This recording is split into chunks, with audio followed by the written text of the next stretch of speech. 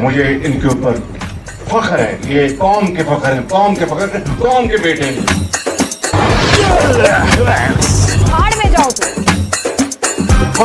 फख्र है। मरसू मरसू सिन्ना डेसू ढैंचू ढैंचू खोते कहीं के जलील लोग। दोस्तों नमस्कार, जय हिंद। स्वागत है आप सभी का एक और नए वीडियो में। गौरव भाई आपका भी स्वागत है भाई। कहाँ जा रहे हो ये लगा के, मतलब क्या कर रहे हो? जय हिंद डीसी भाई, जय हिंद दोस्तों।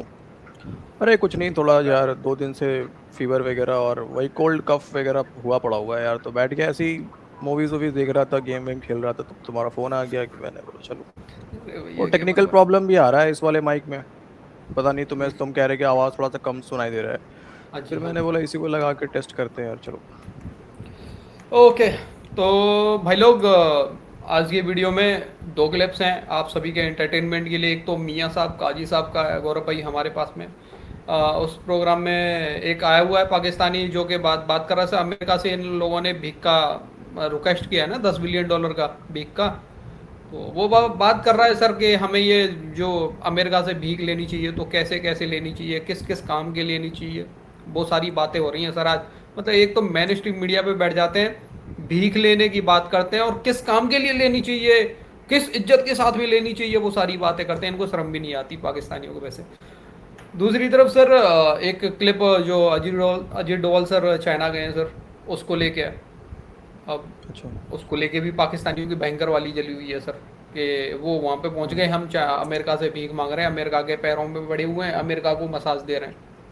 नहीं नहीं, तो गलत बात है डीसी। उसके लिए भी सर एक है मेरे पास टॉपिक। चलो खैर आगे बढ़ो, वहाँ बात करेंगे और टॉपिक आएगा तो। चलो पहले वीडियो की तरफ ही चलते हैं, एंटरटेन कराते हैं भाई लोगों का। भाई लोग वीडियो पसंद आए लाइक शेयर एंड चैनल को सब्सक्राइब जरूर कर लेना। चलो और भाई लेट्स अब भाई थोड़ा ये सेटअप वोटअप को थोड़ा सा इग्नोर कर देना है ना, मतलब जोक वोक मत मारना यार आप लोग बैठ के उधर से।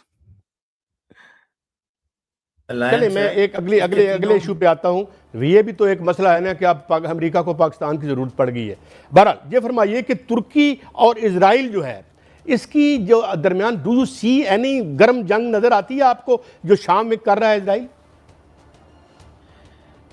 इसकी पॉसिबिलिटी है, लेकिन जिस तरह टर्की ने अपने आप को डिप्लॉय किया और जिस तरह टर्की ने अपने आप को 3 ममालिक की इस अलायंस से स्ट्रेंथ लाया है, हो सकता है कि इसराइल डिटर हो जाए। इसराइल को डिटर करने के लिए है, क्योंकि इसराइल को पता होगा कि अगर वो अटैक करेगा तो कम अज़ कम टर्की की सऊदी अरेबिया और पाकिस्तान मदद ज़रूर करेंगे। अगर सोल्जर्स ना भी डिप्लॉय किए तो मदद ज़रूर करेंगे और शायद इसराइल में वो सख्त ना हो। तो इसलिए मेरा ख्याल है इसराइल डिटर हो जाएगा। लेकिन इसमें भी कोई शक नहीं कि इसराइल अपना नया ईरान टर्की को समझता है और टर्की से उसको फियर है, बल्कि टर्की और पाकिस्तान और सऊदी अरेबिया तीनों से इसराइल को फियर है। जी मियाँ साहब, तो क्या इमरान साहब, टर्की और जो इजराइल की जो कशीदगी है जिसमें उन्होंने वहां पर शाम पर जो है वो हमला भी किया, आप देख रहे हैं कि मुस्तकबिल में कुछ झड़प हो सकती है या कुछ जंग हो सकती है, या टर्की उस तरफ जा सकता है इजराइल की तरफ, या इजराइल उस तरफ जो है वो पेशकदमी कर सकता है, या इसी तरह बस बयानात की हद तक रहेगा? नहीं, डर्टी पीस है जी। उन्होंने सीरिया की एयरपोर्ट पे अटैक किया है और वो शायद दोबारा अटैक्स भी करें, लेकिन मेरा अपना ख्याल ये है कि टर्की की डिप्लॉयमेंट के बाद और टर्की के पोस्चर के बाद और 12 ममालिक इस्लामी ममालिक ने सीरिया का साथ दिया जिस तरह, उस तरह हो सकता है इसराइल डिटर हो जाए, इसराइल रुक जाए। लेकिन इसराइल की नीयत में यही है कि वो टर्की को नुकसान पहुंचाना चाहता है और सीरिया में बहुत तबाही करना चाहता है, तमाम उन जगहों की जहां टर्की का इन्फ्लुएंस है, स्पेशली एयरपोर्ट्स पे, और जहां से इसराइल निशाना बन सकता है। अच्छा इमरान अली साहब ये फरमाइए कि पिछले दिनों औरंगजेब हमारे जो मिनिस्टर हैं, $10 बिलियन की ये किस मद में है? ये लोन है, ये क्या है, इसकी क्या शक्ल है और इसके बदले में हमें क्या उन्हें फैसिलिटेट करना पड़ेगा? हमने जो कुछ फैसिलिटेट करना है जी वो तो कर दिया है। हम एक्टिवली रोल प्ले कर रहे हैं। वो $10 मिलियन हमारे फिस्कल डेफिसिट को अवॉइड करने के लिए वो स्टेट बैंक के अंदर कुछ शराइत पे रखने के लिए हैं। वो लोन के फॉर्म में भी हो सकता है, लेकिन ग्रांट नहीं है। वो ग्रांट तो वक्त अच्छा, क्या क्या कोई शराइत नहीं है? इट मीन्स कि we have already qualified for it, the role that we have played in चीज़ों को काम डाउन करने में।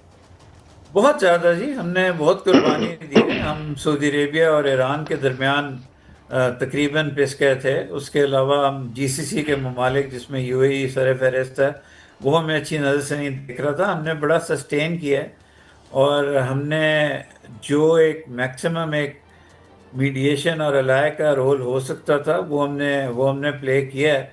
अब देखना ये है कि क्या अमेरिका ये करता है। आई थिंक ये बहुत छोटी कीमत है अमेरिका को पाकिस्तान पे देने के लिए। आई डोंट नो कांग्रेस में कोई अगर स्टॉपेज ना हो जाए तो अमेरिका को ये देनी चाहिए, ये अमाउंट, ये बेयर मिनिमम है जो पाकिस्तान मांग सकता है हमसे। डू यू थिंक बढ़िया यार, सिस्टम तो बड़ा बढ़िया है इनका, है ना? अरे बहुत गजब का सिस्टम है सर। एक तो यार मैं ये हेडफोन कल से लगाऊंगा नहीं यार डीसी, ये इनका मतलब ऐसे सर बाय डिफॉल्ट सुनने से ना डेस्कटॉप के वॉइस से सर वो थोड़ी अंदर वाली आवाज़ें नहीं आती हैं। अब ये लगा लेने के बाद है ना क्या सर कि हाँ अंदर सर ये पोंपा ठुस फुस भी कर रहे होते हैं सर, उसकी भी साउंड जो है वहाँ पहुँच रही है इधर। अच्छा लेकिन एक चीज मैं बोलना चाह रहा था यहाँ पे। इसने बोला कि सर अगर इजराइल तुर्की के ऊपर हमला करता है, ठीक है, तो पाकिस्तान क्या है, मदद करेगा लेकिन फौज नहीं भेजेगा। फिर भाई किस तरीके की मदद करेगा, किस तरीके की? अपना हथियार देगा उल्टा हथियार तो तुम उसी से ले रहे हो, तुर्की से ले रहे हो। जिन्ना का रूह देगा ना सर, वो स्पेशल हथियार है इनके पास, जिन्ना जाएगा सर। लेकिन देखो ना कितना अच्छा काम कर रहा है। जैसे बात क्या हो गई ना, वैसे मान के चलो तुम्हारा घर के सामने वाला कोई गटर है सर, वो जाम हो गया है, तुमने किसी को बुलाया कि भाई साफ उफ करना है इसको यार, तो वो लग गया साफ करने में। अब वो डेली तुम साफ करवा रहे हो, वो कह रहा हाँ कर दिया एकदम बढ़िया कर दिया, हो गया। फिर देख रहे हो फिर जाम हो गया, अगला दिन शाम होते होते फिर बुलाया, अरे यार सर हो गया, आज हो गया सर। पाकिस्तान यही काम कर रहा है, हो कुछ रहा नहीं है ईरान में इनसे, मुनीर को लाद भी पड़ी है वहाँ से, अब पैसे उल्टा मांग रहे जाके। अब ऐसे में इनको हाँ अब ऐसे में इनको अमेरिका ग्रांट देगा कि इनको इनके जी पे कुछ और देगा सर, वो तो इनकी ग्रांट लेगा सर, वो ग्रांट देगा नहीं, इनकी ग्रांट लेगा सर। ग्रांट की बात कर रहा हूँ भाई लोग, गलत मत समझना, मैंने ग्रांट ही बोला है। ग्रांट ही बोला है? अच्छा ठीक है चलो। Kind of underselling ourselves? Yes it is, I think it is underselling ourselves. अगर कोई और चीज हमें नहीं पता और यही है सिर्फ, तो बिल्कुल आप सही कह रहे हैं, this is underselling ourselves. And ये आप कह रहे हैं कि हमें डिफॉल्ट या उससे बचने के लिए ये कर रहे हैं। अच्छा ये फरमाइए, सबसे बड़ा मसला इस वक्त इकोनॉमी का फिस्कल डेफिसिट का है, और ये आपको बड़ा स्ट्रॉन्ग कवर मिल जाएगा अगले 5 या 10 साल के लिए जब तक ये होगा। लेकिन पाकिस्तान को ग्रांट एंड एड मांगनी चाहिए, पाकिस्तान को डैम्स के लिए मांगनी चाहिए, पाकिस्तान को और मेगा प्रोजेक्ट्स के लिए मांगनी चाहिए, ऑल्टरनेट एनर्जी के लिए मांगनी चाहिए। लेकिन वो तो उस वक्त आप मांग सकते हैं अगर आपका मुल्क का सेंट्रल नर्वस सिस्टम इकट्ठा हो। आपके मुल्क में तो आपको पता ही नहीं कि आपने मांगना क्या है। इमरान साहब, आवाज़ का इशू हो गया था, बात हो रही थी इजराइल और तुर्की के दरमियान जो कशीदगी है, फ़र्ज़ करें अल्लाह ना करे ऐसा हो, लेकिन अगर हमला होता है, तुर्की पर हमला हो जाता है इजराइल की जानिब से, तो क्या नेटो जो है वो तुर्की का साथ देगा या इजराइल की तरफ उनका टिल्ट होगा और अमेरिका किधर जाएगा? नेटो का टिल्ट जी अगर टर्की के मेनलैंड पे होता है तो नेटो ले तो लाल करेगा और इजराइल पे अटैक नहीं करेगा, अमेरिका भी इजराइल पे अटैक नहीं करेगा। फिर आपकी ये जो मक्का अकॉर्ड है इसका टेस्ट होगा कि आप क्या करते हैं। अब जियोपॉलिटिक्स जिसकी मैं बात करूं वो पूरे खित्ते, मुझे इनका मांगने वाला सिस्टम बहुत बढ़िया लगा डीसी, क्या बात है यार। लेकिन एक बात सही, बस मुझे थोड़ी सी प्रॉब्लम है यहाँ पे यार कि मियाँ साहब यार खुद अपने चैनल्स पे जाकर कितनी बार कहा यार कि JF-17 बेच के कर्ज उतार देंगे और 200 बिलियन डॉलर का इन्वेस्टमेंट मियाँ साहब ला रहे थे यार। अब 10 बिलियन डॉलर के लिए भी यार मांगना पड़ रहा है यार, आज से ज्यादा 1 महीने पहले की बात है सर, ज्यादा पुरानी तो है नहीं। 1 महीने पहले तक मतलब मियाँ साहब ने 4-5 महीने तक लगातार 4-5 महीने हर डेली खुशखबरी दी पाकिस्तानियों को। 100 बिलियन डॉलर का आ रहा है, वहां से 200 बिलियन का आ रहा है, इतने JF-17 बिच गए। नहीं क्या हुआ है, मतलब आसिम मुनीर खा गया क्या इतना पैसा? नहीं अब देखो ना DCJF-17 की तो खैर कोई बात मत ही बोलो यार, अब तुमने तो खुद ही ऑर्डर दे रखा, तुम्हें मिला क्या? नहीं मिला, वो बेच ही नहीं रहे हैं यार, तो फिर तुम पैसा कहाँ से आएगा यार उनके पास? चलो आगे चलते हैं। में बदलने जा रहा है पाकिस्तान की तब्दीलियां खासकर, क्योंकि अब तो देखें बड़ी पेचीदा और मल्टीपोलर ब्लॉक बनते जा रहे हैं। अब एक मरकज वाला मामला तो रहा नहीं, अब ये पाकिस्तान में कैसे असरात आने, क्योंकि खिलाड़ी बदले। अब भारत का नेशनल सिक्योरिटी एडवाइजर इस वक्त कौमी सलामती का जो मशीर अजीत डोल, वो बीजिंग पहुंच गए। आप सोच सकते हैं भारत चीन के साथ। अब ये इसलिए अहम है कि पाकिस्तान का आपको पता है चीन के साथ हिमालय से ऊंचा रिश्ता है, शायद से मीठी दोस्ती है, ग्वादर है, खलीज फार्स से बराह रास्त रसाई है, सी पैक है जो अब तकरीबन गैर फाल हो चुके हैं। अब चीन का गहरा ताल्लुक है रूस के साथ और ईरान के साथ, और ये दोनों ममालिक जुड़े हुए हैं भारत के साथ। आप हैरान होंगे, ईरान के साथ भी ब्रिक्स में भारत चीन के साथ शामिल है, जहां मुआशी पाबंदियां हैं ईरान पे, याद रखें। और यहां भारत का तेल ईरान का तेल जो वो भारत धड़ाधड़ खरीद रहा है, इनके ताल्लुकात भी हैं। अब दीगर मामलात में देखें और भी क्या, ईरान और के जो ताल्लुकात है, खासकर रूस भारत के भी ताल्लुकात है। अब चीन एक वाहिद मुल्क था जिसके भारत के साथ ताल्लुकात नहीं थे। पाकिस्तान अब अमेरिकी कैंप में चला गया, field marshal favourite field marshal बने। अब मक्का मुआहदा हुआ, सऊदी अरब तुर्की के साथ अलायंस हुआ। अब जो भारत की खारजा पॉलिसी में अचानक चीन के साथ ही मामलात बेहतर हुए हैं, ये अच्छा हुआ भी एकदम नहीं है, याद रखें, इस पर बड़े अरसे से काम हो रहा है। जो ब्रिक्स का सरबराही इजलास था, नरेंद्र मोदी और शी जिनपिंग वहां मिल चुके हैं। ये अजीत डोल का दौरा उसी की कंटिन्यूटी है। और यहाँ चीनी सरमायाकारी भी भारत में शुरू होगी, भारतीय ताजर भी सरमायाकारी कर रहे हैं, उसमें वीजे के मसाइल हैं, बराह रास्त परवाजों की मोतली खत्म हो रही है, बॉर्डर पे जो गोलान का उनका मसला है बहुत बड़ा, हिमालय का मसला वो हल हो रहा है। फिर जो भारत पर ट्रंप ने टैरिफ लगाए हैं, तजारती पाबंदियां लगाई हैं, तो इस वक्त अमेरिका के साथ उनके ताल्लुकात निचली सतह पे हैं।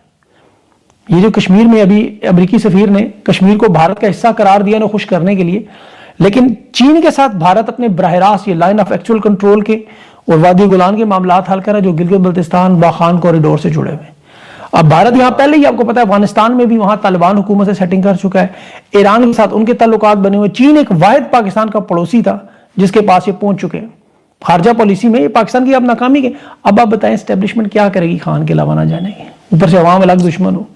चीन पाकिस्तान से ताल्लुक तो खत्म नहीं करेगा, लेकिन भारत चूंकि क्वाड में है, वहां अमेरिका जापान इसराइल के साथ ऑस्ट्रेलिया के साथ इनका एक बड़ा इत्तेहाद है, 3400 किलोमीटर की मुतनाज़ा सरहद है। और चीन तो चाहता है कि भारत उस इत्तेहाद से निकले, इनके कैंप में आए, सरहदी तनाव खत्म हो। अब अमेरिका के पाकिस्तान के जो ताल्लुकात है वो आप याद रखें ऐसे हैं जैसे जनरल अयूब खान और यहया खान के साथ है। 1971 की जंग में ये सीटो सेंटो का हिस्सा बने फील्ड मार्शल की तरह, वो भी फील्ड मार्शल था। अमेरिकी बहरी बेड़े की जरूरत अमेरिकी बेड़ा बेड़ा आ रहे जी आ रहे। टास्क फोर्स 74 खलीज बंगाल में आने वाली, अभी आने वाली, वो बहरी बेड़ा कभी नहीं है, क्योंकि रूस की आप दोजें थी वहां। पाकिस्तान और भारत की जंग में अभी भी चीन का कितना अहम किरदार है आपको पता है। और अब इसी दौरान देखें अमेरिका का CIA का डायरेक्टर चीफ जो है जॉन रेडक्लिफ, ये अचानक अमेरिकी C-130 में मॉस्को पहुंच जाता है।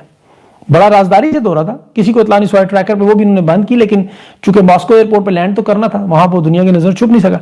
अब आप जरा देखें कि ये मुलाकात कितनी अहम है। इसमें ज़ाहिर है यूक्रेन का मामला भी है, ईरान का मामला भी, ये डायरेक्ट अमेरिका उनके साथ डायलिंग कर रहा है। तो ये दोनों मामला, तो इस जो सारी जोग्राफियाई सिचुएशन बनी हुई है, इसमें अब आप खुद सोचें इन हालात में एस्टेब्लिशमेंट के पास क्या रास्ता बचता है। आप ये जो मैंने आपको सारी इतलात बताई है, अंदरूनी हालात पता है आपको, अमन ओमान के, मईशत के, खारजा पॉलिसी के, इनके पास क्या बचता है। आखिर में ट्रंप बचता है जो खुद इस वक्त धागे से बंधी हुई तलवार उसके सर पे लटकी हुई है। मतलब वो किधर जाएगा वो बेचारा शुमाली कोरिया की तस्वीरें शेयर कर रहा है। आप अंदाजा करेंगे शुमाली कोरिया की तस्वीरें शेयर कर रहा है अपनी उस पर।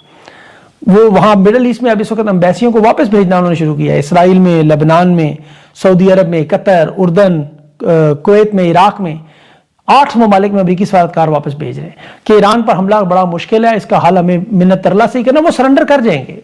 जिस तरह के हालात बने हुए, मुआशी पाबंदियां काम नहीं आ रही। माइक ऑन है मेरा? हाँ माइक ऑन है, ओके। ऑन है क्या बोला जाए? नहीं, यहाँ पे मैं चाइना वाला मामले पे जो सर ये वही इमरान खान सपोर्टर है सर। आप देखो ना, जैसे ही अजीत डोभाल जी इधर गए हैं, अजीत डोभाल जी के बाद तुरंत आपको पता है कौन गया पाकिस्तान से चीन? बता दो भाई। अरे साहब ये यही तो भाई साहब फॉरेन पॉलिसी है पाकिस्तान की सर। आप क्या समझते हो? जहाँ पे आवश्यकता, आप देखो ना, चीनियों को सर पाकिस्तानी महिला कितनी पसंद है, आपको तो पता ही है, सप्लाई भी होता है। तो अब यार तोड़ निकाला है पाकिस्तान ने तगड़ा। अब देखो, लेकिन मुझे पता चला सर, जैसे ही पता चला मुनीर को कि इधर मरियम नवाज गई है चीन, और इसको बिना बताए निकल गई, ठीक है भाई, वो एक दिन में अपना दौरा खत्म करके पाकिस्तान भागा है वापस मुनीर, वहां से आ गया।